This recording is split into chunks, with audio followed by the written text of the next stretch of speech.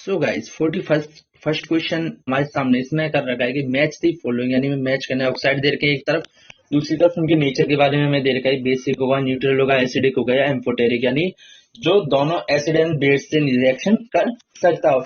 तो बेसिकली हमें इससे स्टार्ट करने से पहले सबसे पहले हमें आइडिया ले लेते हैं भाई कि किसके ऑक्साइड कैसे होते हैं। तो जनरली जो एल्क जो जो मेटल होते हैं ना, जो मेटल होते हैं या फिर ग्रुप 1 और सेकंड के जो धातुएं होती हैं, ग्रुप 1 में कौन सी आती हैं? Hydrogen, lithium, sodium, potassium, rubidium, ये होती हैं। और जो ग्रुप 2 में कौन सी होती है?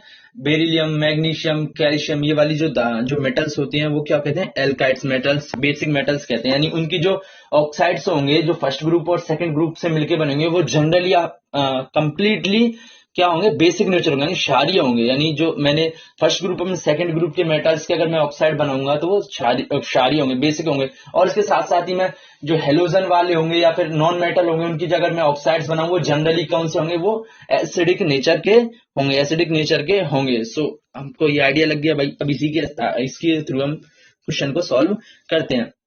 तो यहाँ पे लिख रखा है जो जनरली मेटल होते हैं उनके जो ऑक्साइड्स होते हैं वो बेसिक नेचर के होते हैं, और नॉन मेटल होते हैं उनके जनरली ऑक्साइड एसिडिक नेचर के होते हैं। सो यहाँ पे हम देख सकते हैं कि सीओ क्या हो जाएगा? सीओ हो जाएगा हमारा न्यूट्रल। हम इसको बाद में देखते हैं। सबसे पहले हम देखते हैं कि BaO यानी बेरियम ऑक्साइड। तो बेरियम हमें पता है जो सेकंड ग्रुप में आती है, तो ये मेटल एक तरह से, तो मेटल का ऑक्साइड क्या हो जाएगा? बेसिक हो जाएगा। क्या हो जाएगा? बेसिक हो जाएगा। क्योंकि हमने सीधे पता चलेगा भाई मेटल है, मेटल के ऑक्साइड बेसिक होते हैं, तो हम सीधे ऑप्शन बी का 1 हो जाएगा। तो यहाँ पे चेक करो बी का 1 कौन सा है? Option 2 is the right answer. हम सीधे सीधे हमें मिल गया, ऑप्शन 2 मिल गया, क्योंकि मेरे को एक ही पता चल गया। अब देखो नीट ने कितना सिंपल दे दिया, कुछ ऑप्शन भी एक ही सीधे एक बार में मिल गया, ऑप्शन में भी कंफ्यूजन हुआ और हमें दूसरों को चेक करने की जरूरत नहीं पड़ी। और हम डी चेक करते हैं, Cl2O7 यानी क्लोरीन है, क्लोरीन हेलोजन में आ जाता है, तो उसके ऑक्साइड किसके होंगे? एसिडिक नेचर के होंगे। किसके होंगे? एसिडिक नेचर के होंगे। तो हम सीधे सीधे कह सकते हैं डी में क्या हो जाएगा? थर्ड हो जाएगा, क्योंकि जो नेचर है, नेचर एसिडिक किस में दे रखा है? थर्ड ऑप्शन में दे रखा है। तो डी को हम थर्ड से मैच कर देंगे, तो ऑप्शन 2 में डी को थर्ड से मैच कर रखा है। ठीक है, हमें आंसर तो मिल गया, ऑप्शन 2 होगा। बाकी को हम देख लेते हैं, और Al2O3 है, Al2O3 है। अब बेसिकली क्या होती है? एल्यूमिनियम होती तो ये मेटल है, पर ये 13 ग्रुप में आ जाती है। यानी एक तरह से जो मेटल्स होते हैं और जो नॉन मेटल्स होते हैं उनके जस्ट बीच में आ जाती है, लगभग उस तरफ आ जाती है, जो हेलोजन की तरफ वाला जो समूह है ना, या फिर डी ब्लॉक एलिमेंट है, उनके राइट साइड की तरफ खिसक जाती है, तो बेसिकली ये दोनों तरीके से रिएक्ट करती है। एम्फोटेरिक यानी जो है इसकी रिएक्शन हम एसिड से कराएंगे तो भी हो जाएगी, या फिर बेसिक से कराएंगे तो भी हो जाएगी। और उसके बाद बचा कार्बन मोनोऑक्साइड, और इसका तो हमें भाई, ये तो कार्बन मोनोऑक्साइड तो हमने कई बार पढ़ लिया, और इसकी सीधे नेचर है, ये टेस्टलेस होती है, इसकी कोई गंध नहीं होती, स्वाद नहीं होता, और इसके साथ साथ ही इसकी जो नेचर होती है वो न्यूट्रल होती है, क्योंकि कुछ कॉन्सेप्ट है वो याद भी हो जाते हैं, हमें लगातार पढ़ते ही जाते हैं। तो फर्स्ट किससे मैच हो जाएगा? सेकंड से। और बी किससे मैच हो जाएगा? वो हो जाएगा फर्स्ट से। एंड सी किससे हो जाएगा? फोर्थ से। एंड डी हो जाएगा थर्ड से। तो हमने यही मैच कर रखा है यहाँ पे, CO neutral, BO basic, Al2O3 amphoteric and Cl2O7 acidic. हमें आज इस क्वेश्चन में ये पता चला कि जो मेटल्स होते हैं बेसिकली ग्रुप 1 और ग्रुप बी क्या होते हैं? उनके ऑक्साइड बेसिक होते हैं, क्योंकि जो पीरियोडिक टेबल है उसमें जो कॉन्सेप्ट है कि क्षारीय प्रवृत्ति, बेसिक प्रवृत्ति कहां से कहां तक घटती है, उसमें सारी चीजें लिख रखी हैं। ऐसा क्यों होता है, कब होता है? अगर हम उस चैप्टर को कराएंगे तो काफी, इसमें सारी चीजें बताएंगे तो काफी ज्यादा टाइम हो जाएगा। हमें कमेंट करके बताइए, हम उस चैप्टर को भी हम क्लियर कर देंगे। क्षारीय प्रवृत्ति और अम्लीय प्रवृत्ति, इलेक्ट्रोनेगेटिविटी, इस सब चीज के बारे में उस चैप्टर में पूरा क्लियर कंप्लीट कर चुका है। So thank you, have a nice day, tata, see you soon. So guys, second question आपके सामने है, जिसमें दे रखा है कि the rate constant of first order reaction, यानी प्रथम कोटि का विक्रिया का रेट कांस्टेंट ये दे रखा है। रेट कांस्टेंट यानी के जो की वैल्यू जो है वो क्या दे रखी है? 4.606 इंटू 10⁻³ सेकंड इनवर्स। ये सेकंड इनवर्स का यूनिट क्यों आया? तो आपको पता होगा कि जो फॉर्मूला होता है निकालने का, वो क्या होता है? मोल अपॉन लीटर या मोल प्रति मीटर क्यूब, है ना, की पावर 1 - n होता है, इंटू सेकेंड की पावर -1 होता है।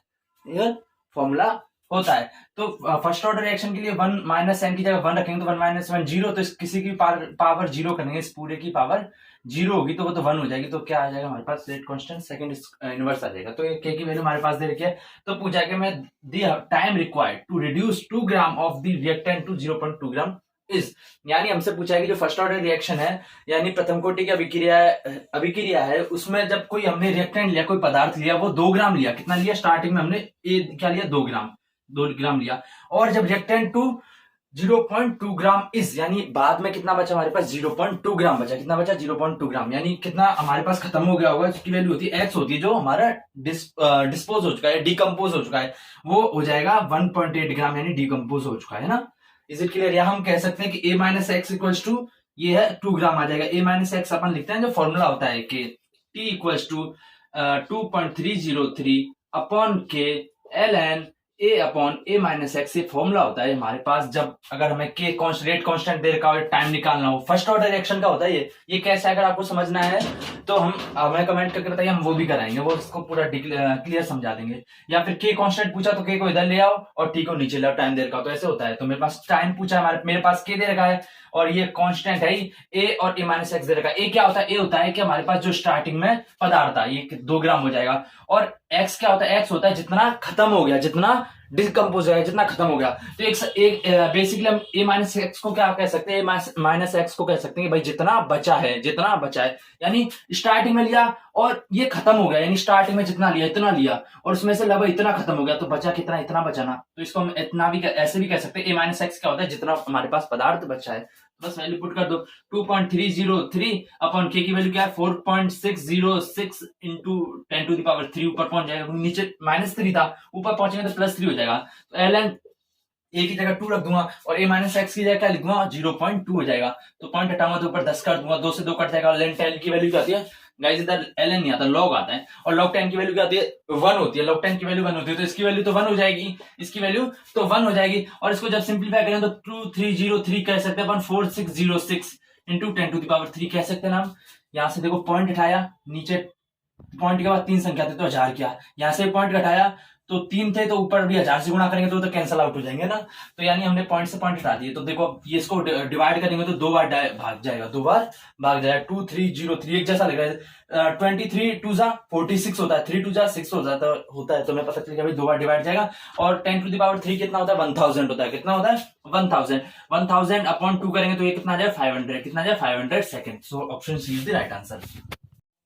सो गाइस 43rd क्वेश्चन आपके सामने, उसमें पूछा गया कि अन एल्कीन, कोई एल्कीन है, उसका हम ओजोनीकरण करते हैं, ओजोनोलाइसिस करते हैं, तो एक प्रोडक्ट तो हमें मेथेनॉल देता है। मेथेनॉल यानी HCH, उसको मेथेनॉल कहते हैं। मेथेन यानी एक कार्बन और एल यानी एल्डिहाइड समूह, LCH या इसको हम कह सकते हैं CH2O, शॉर्ट में ऐसे भी कह सकते हैं ना। यानी हमारे वन प्रोडक्ट तो ये बन रहा है।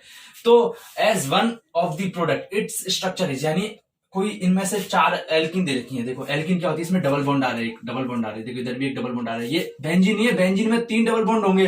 पूरी संरचना में, पूरी जो स्ट्रक्चर होगी इसमें तीनों बॉन्ड होंगे, और 6 के 6 कार्बन वो हाइब्रिडाइजेशन कर रहे होंगे, तब बेंजीन होगी। ये तो एक सिंपल एल्किन है। ये क्या है? सिंपल एल्किन है। सिंपल ये साइक्लो एल्किन है। क्या है? साइक्लो एल्किन, यानी जो वलय के अंदर एल्किन है। और इसमें देखो ये डबल बॉन्ड आ गई, ये इधर डबल बॉन्ड आ गया ना। तो क्या है? इसमें इनमें से 4 एल्किन दे रखी है। इनमें से कौन सी एल्किन, किस एल्किन का हम अगर ओजोनोलाइसिस करते हैं तो हमें एक प्रोडक्ट तो मेथेनॉल बनता है, दूसरा तो कोई भी हो सकता है, यानी कम से कम एक प्रोडक्ट हमें मेथेनॉल मिलना चाहिए। तो मेथेनॉल में मुझे पता है कि भाई सबसे पहले एक कार्बन होता है, ये पता है। और जब हम ओजोनोलाइसिस करते हैं तो सबसे पहले डबल बॉन्ड पे जाता है वो ओजोन, है ना। ओजोन किस पे अटैक करते हैं? डबल बॉन्ड पे। और पहले डबल बॉन्ड पे ओजोन रिएक्शन करेगी, ऑक्सीजन पे मतलब डबल बॉन्ड होगा उस पर अटैक करेगा ऑक्सीजन। फिर सेकंड स्टेप में, 2 स्टेप में होगी। फिर सेकंड स्टेप में क्या होगी? जब उसकी Zn की प्रेजेंस में, Zn उत्प्रेरक होता है जिसकी रिएक्शन को बढ़ा देगा। Zn की प्रेजेंस में जब H2 से रिएक्शन करवाएंगे, किससे? H2 से करवाएंगे, तो वो डबल बॉन्ड वाला ऑक्सीजन था वो हट जाएगा, यानी जो डबल बॉन्ड पहले जुड़ेगा, डबल बॉन्ड पे जुड़ेगा ऑक्सीजन, उसके बाद डबल बॉन्ड वाला, फिर डबल बॉन्ड क्या होगा? डबल बॉन्ड से जुड़ने के बाद फिर क्या हट जाएगा? क्या है? डबल बॉन्ड वहां से फिर टूट जाएगा, वहां से टूट जाएगा। तो देखो आप सोचो, अब इसमें ये रिएक्शन, इसमें डबल बॉन्ड यहाँ आ रहा है, अब यहाँ से अगर टूटता है तो क्या बनता है? 2 कार्बन वाली एक सीरीज बनती है और एक ज्यादा बड़ी सीरीज बनती है, तो इसमें एक कार्बन तो आ नहीं था, ये तो मेथेनॉल पॉसिबल नहीं है। इसमें देखो, इसमें टूटेगा जो है ओजोनोलाइसिस में डबल बॉन्ड की जगह से तोड़ता है, तो यहाँ से टूटेगा तो ऐसे टूट जाएगा। ये टूट गया सपोज करो, तो एक तो इधर आ जाएगा, है ना, एक इधर CHO बन जाएगा, तो ये भी पॉसिबल नहीं है। यहाँ से भी मुझे पता चल रहा है। हाँ, अब ये देखो, इसमें अगर टूटता है, यहां से टूटता है, तो ये देखो एक कार्बन वाला ही बना है ना, इधर O जुड़ जाएगा। क्या जुड़ जाएगा? O जुड़ता है। मुझे दिख गया, मुझे रिएक्शन करवाने की जरूरत नहीं है। मुझे बस इतना पता चल गया कि भाई मेथिनल में एक कार्बन होता है, और मुझे पता है ओजोनोलाइसिस में डबल बॉन्ड होता है, वो टूटता है। तो मुझे बस ये दो कॉन्सेप्ट पता है ओजोनोलाइसिस के।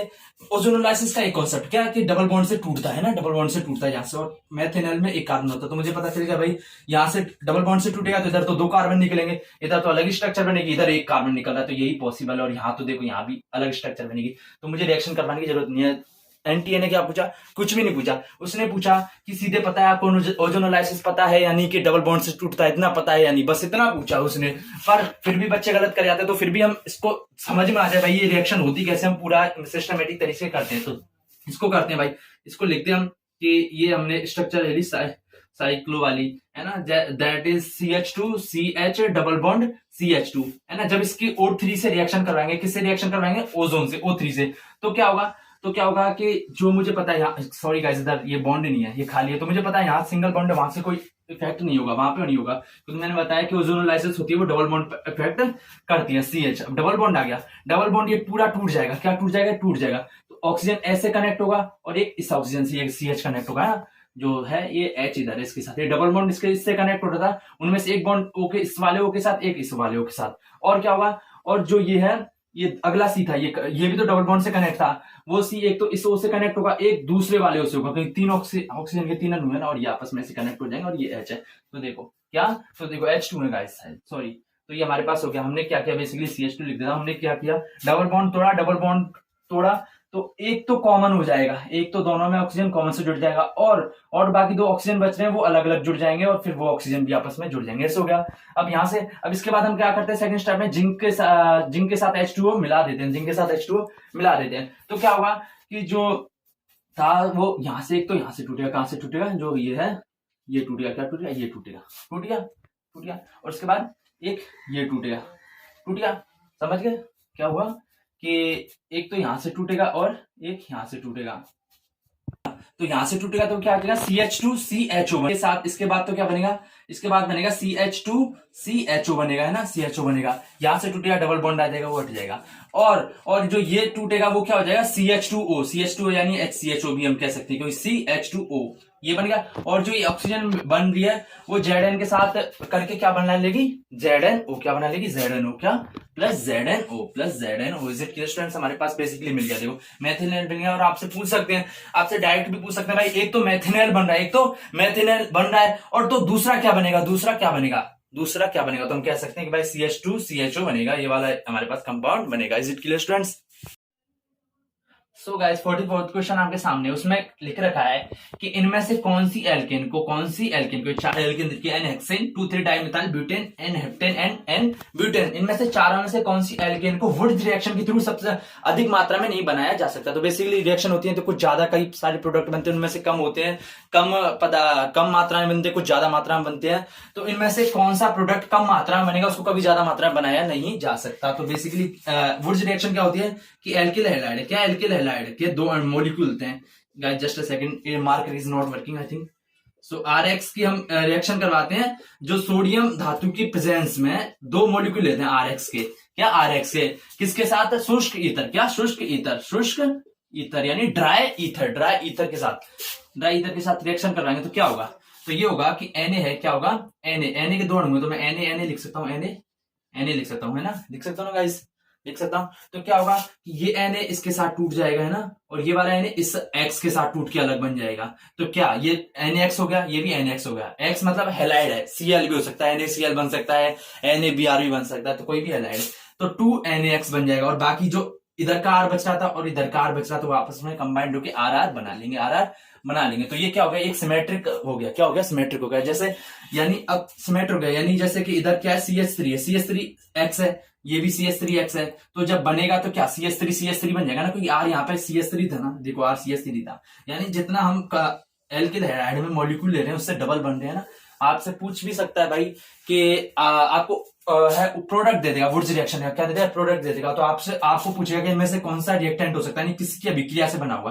तो आप डायरेक्ट देख के भी कह सकते हो जिसमें उसके आधे मॉलिक्यूल होंगे, जिसमें उसके आधे मॉलिक्यूल कार्बन परमाणु की संख्या होगी। तो इस तरीके का भी क्वेश्चन बनने को तो बन सकता है, कुछ भी हो सकता है। तो बेसिकली समझ में आए CH3 बनेगा। तो अगर क्या हो कि इनमें एक R हो एक R डैश, यानी कुछ एक CH3 हो एक CH3CH2 यानी अलग एल्किल समूह, तो ऐसे भी हो सकता है, ऑब्वियसली हो सकता है। तो क्या होगा बेसिकली, जैसे ये RX है और दूसरा R डैश X है, R डैश में मतलब दूसरा एल्किल समूह हो सकता है, C2H5 भी हो सकता है, CH3 और इधर भी कुछ हो सकता है। तो बनेगा क्या बनेगा, वो बनेगा एक तो R डैश बन सकता है, यानी इसका बन सकता है ना, और एक बन सकता है कि RR भी बन सकता है, RR भी बन सकता है। अब आप सोच रहे हैं RR कहां से बन गया, अब RX लिया, कोई एक मॉलिक्यूल थोड़ी लिया होगा भाई, पूरे कंपाउंड में एक साथ रिएक्शन कर रहा है, तो काफी सारे हो सकते हैं ना। और ये भी पॉसिबिलिटी है कि इसके भी ज्यादा लिए हो, तो ये भी आपस में R डैश भी तो बना सकते हैं ना, ये भी R डैश बना सकते हैं। इज इट क्लियर स्टूडेंट्स, समझ गए। तो देखो ये सिमेट्रिक है, R symmetric, R dash symmetric. कैसे, सपोज करो RCH3 हुआ और ये सपोज करो C2H5 हुआ है ना, तो R क्या होगा, R होगा इसी के दो वाले अणु, तो CH3 सिमेट्रिक हो गया। अगर R डैश यानी इसके दो अणु, तो C2H5 हो जाएगा, यानी ये दोनों तो सिमेट्रिक होंगे, क्या होंगे, सिमेट्रिक होंगे। लेकिन ये असिमेट्रिक हो जाएगा, R डैश है, क्योंकि R देखो डिफरेंट है, हमें पता है R डैश भी डिफरेंट है, तो ये भी डिफरेंट होगा, ये भी डिफरेंट होगा, है ना, ये भी डिफरेंट होगा, ये भी डिफरेंट होगा। कैसे, R हमने CH3 लिया, ये हमने C2H5 लिया, C2H5, तो सिमेट्रिक बन रहा है, नहीं बन रहा भाई, इधर तो CH3 आ रहा है, इधर C2H5 आ रहा है, इसमें सिमेट्रिक बन रहा था, काटेंगे तो दो सेम बन रहे, दो सेम बन रहे थे। तो जब वुड्स रिएक्शन करवाई जाती है, जो सिमेट्रिक होते हैं ना उनकी मात्रा अधिक होती है, उनकी प्रोडक्ट होता है वो ज्यादा मात्रा बनता है, जो एसिमेट्रिक होता है वो कम मात्रा में बनता है, कम मात्रा में बनता है।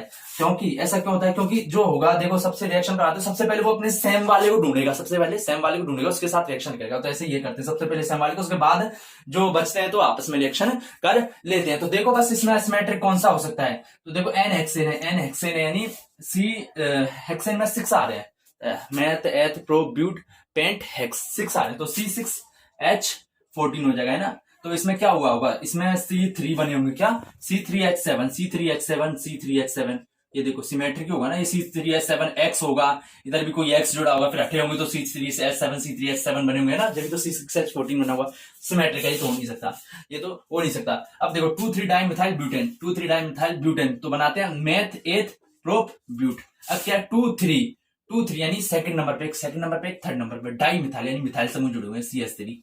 इज इट क्लियर स्टूडेंट्स, हमने कैसे किया कि ब्यूटेन बना लिया, सबसे पहले जो मेन सीरीज थी उसको बना लिया, उसके बाद उस पर प्रतिस्थापी मिथाइल समूह है तो जोड़ दिया, दूसरे नंबर पर और तीसरे नंबर पर डाई है, दो जुड़े हुए हैं तो दो जोड़ दिए, एक तरीके से है। अब इसको भी देखो भाई, इसमें भी तो जो होगा एल्किल कैसा होगा, ये ऐसा होगा CH3, इधर X जुड़ रहा होगा कोई, है ना, ये H अपने आप ही समझ लेना जुड़े हुए हैं, और इधर भी देखो, इधर H जुड़ा होगा और इधर भी H3 जुड़े होंगे, मतलब ये तो इसको तोड़ेंगे तो क्या होगा, ये X होगा, है ना, इधर X जुड़ा होगा, क्या जुड़ा होगा, और चलो गाइस मैं दोबारा से बता देता हूँ कि जैसे ये है, ये 2,3-डाइमिथाइल ब्यूटेन है, तो इसमें क्या हुआ, ये कैसे बना हुआ, ये ऐसा होगा जैसे हम रिएक्शन करवाई होगी, तो इधर कोई X समूह जुड़ा होगा, और इस तरफ वाले में क्या होगा, CH3, और इधर भी कोई X जुड़ा होगा, CH3 इधर है, देखो मैंने उसी को लिख दिया, बस इनके बाउंड को तोड़ के मैंने उसके साथ X जोड़ दिया, यानी एलाइड जुड़ा होगा। देखो ये भी सिमेट्रिक दिख रहे हैं मुझे, सिमेट्रिक दिख रहे हैं। अब एन हेप्टेन को देखते हैं, हेप्टेन, तो हेप्टेन में 7 होते हैं, मुझे पता चले भाई 7, यानी एक तरफ तो 3 हो रहे होंगे, एक तरफ 4 हो रहे होंगे, या एक तरफ 2 हो रहे होंगे, या एक तरफ 5 हो रहे होंगे,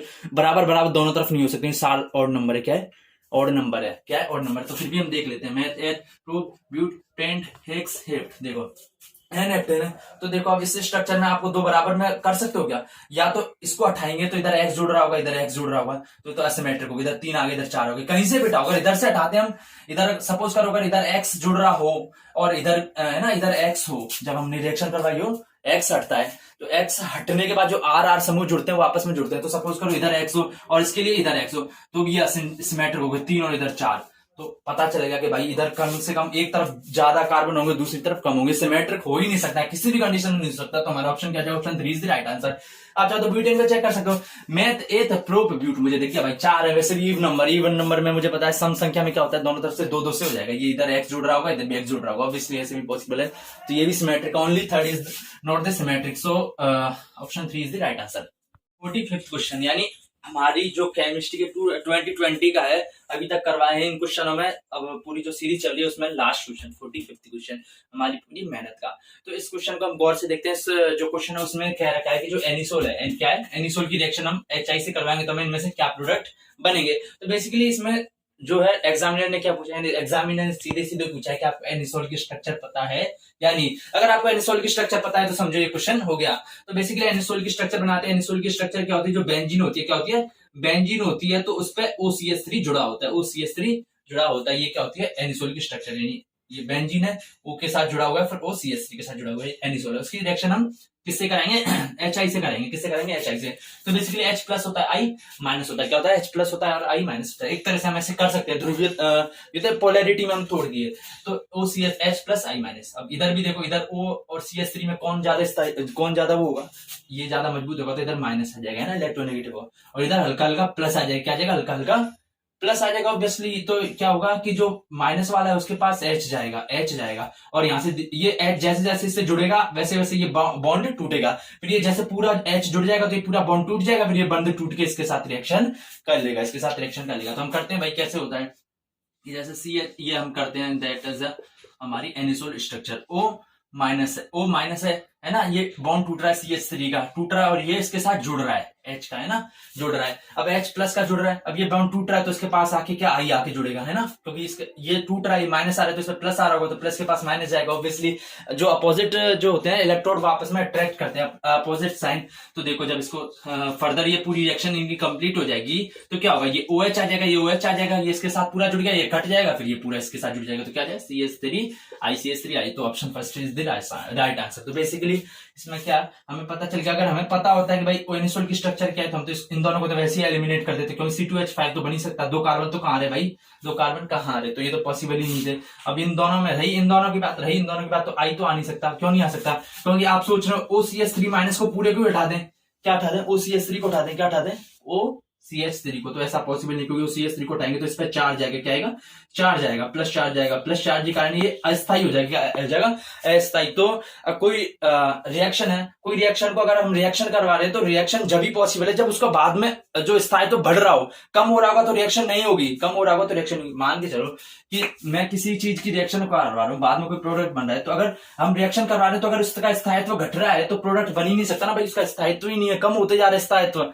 यानी बेसिकली ए से मैंने बी बनाया, है ना, ए से मैंने बी बनाया, तो मैं जब बना रहा हूं इसको, अगर बी कम स्टेबल है, कम स्थायी है, यानी बीच में जो रिएक्शन हो रही है वो कम स्थायित्व कम करती जा रही है, तो बी तो कम स्थायी होगा ना, इसकी अपेक्षा कम स्थायी होगा, तो कम स्थायी होगा तो वापस अपने ए बना लेगा, वापस अपना ये बना लेगा, तो रिएक्शन ही नहीं होगी ना। तो जो कंपाउंड है वो स्थायित्व उसका स्टेबिलिटी कम नहीं होनी चाहिए, सो इसलिए ये पूरा हटेगा नहीं, बना स्टेबिलिटी कम हो जाएगी, इसलिए ये यहां से टूट जाएगा। और वैसे भी बेंजीन इनको तोड़ना काफी टफ होता है, तो ये आसानी से टूट जाएगा और हमारे पास रिएक्शन बन जाएगी। So option 1 is the right answer. तो हमारा 45 क्वेश्चनों का जो है केमिस्ट्री का 2020 का पूरा लेक्चर फिनिश हो गया। आपको कैसा लगा हमें कमेंट करके बताइए, और हम ऐसे ही सेशन लेते आएंगे और बायो का भी जल्दी से जल्दी लाने वाले हैं। So thank you, tata, see you soon.